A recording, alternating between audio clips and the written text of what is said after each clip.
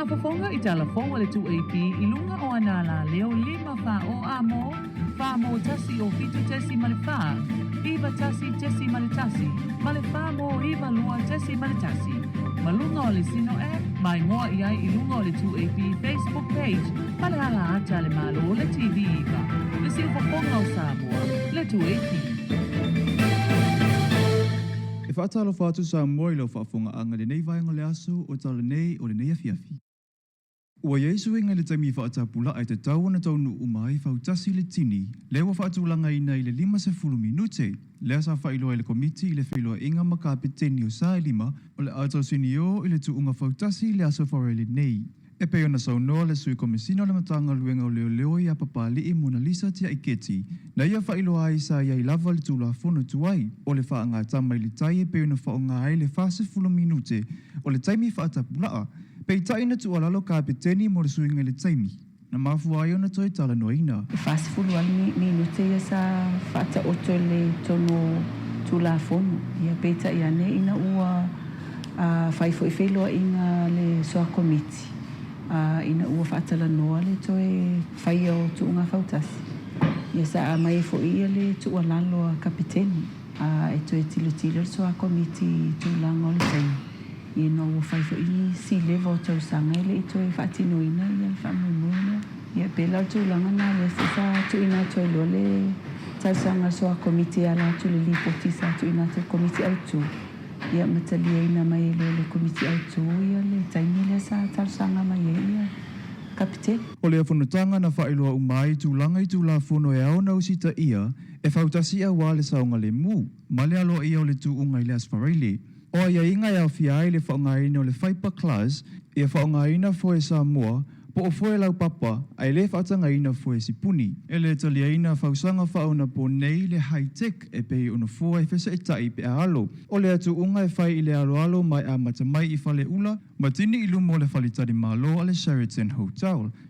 Na whautoina foe kapeteni o vae le soa komiti wana o le amatanga, o le awha apeo na whaapii na I pole mo wa a fautasi uma. O le atau vāma ua mai a fuafuaina foe le soa komiti, le mamao o fautasi taitasi, ina ia lea I lava se avanoa e whili vaai pe a alu le tuunga. E tatau uma foe au waa o na taunu'u I le vaenga amata mai ai le tuunga le I tūla, ai le I amata lia mo nisi vaenga taua, e au na sila fia ai le amataina le tuunga. Na whailoa fo'i e pali I o vaenga uma o le atula I mai I le taimi o le tuunga o le ato e Talanoina, ma le komiti au tūlo I tai fono ai le tama I tai pale mia, ai le ia o I le AFIAFI mo le tufanga o whailonga.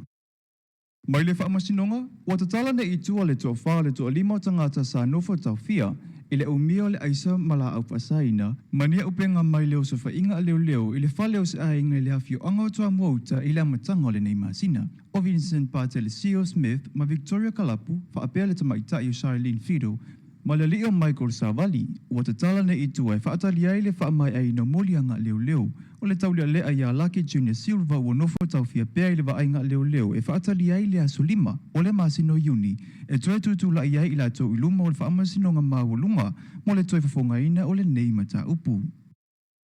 I tala I taaloga, ua amatalia le taamilosaga o le taaloga o le fusuaga le Oceania I le vaenga la Haiti, mai le 15 le 16 tausaga, ma le tupulanga TALAFOU I le 17 I le 18 tausaga le matutua, ma ua mai a whaatino fo'i le avo le whailoainga e whaafeiloa iai au taa'alo e walu, mai atunu'u o le Oceania o le atau vai le nei taamilosaga mo le nei vaiaso I le faletaalo numera 2 I Tuanaimato, o nei taamilosaga ua whaatino le amawai ni avanoa o nei whanau, e ofia tua I taaloga le Olimpika, awa lava le whai ave fua a Samoa. Matala whaaiu, e le ima whai o na whaataunu'u le taaloga le lupe o le soanga, I le taaloga soka o lo whaanga solo I Vanuatu, ina ua le maua le whai numera o le au taa'alo, e mana umia I le taimi o le taaloga, e toa ono tama taa'alo na manua I le taaloga ma le au soka a Solomona, o le ala tonu lea wa le maua I le numera, e whaatanga ina I le tatou au taa'alo, e wile le manuia o tau mawhainga le lupe le soanga, ai o le tū tāua wa maua I le avanoa o tamaiti le nei taamilosaga whaavau malo. O se whaapoponga le nao tātou TALAFOU mo le nei vaenga le AFIAFI manuia le tuatali watu I ainga I le whaamai ai nai o ngā luenga manuia le FIAFI. Whaafafonga I I TALAFOU le 2AP I lunga o anala leo 5 fa o amo, fa mo tasi o fitu tesi malefa, iwa tasi tesi maletasi, malefa mo iwa lua tesi maletasi. Malunga o le sino mai ngoa iai I lunga o le 2AP Facebook page, male ala ata le malo le TV iwa. Le si ufofonga o Samoa, le 2AP.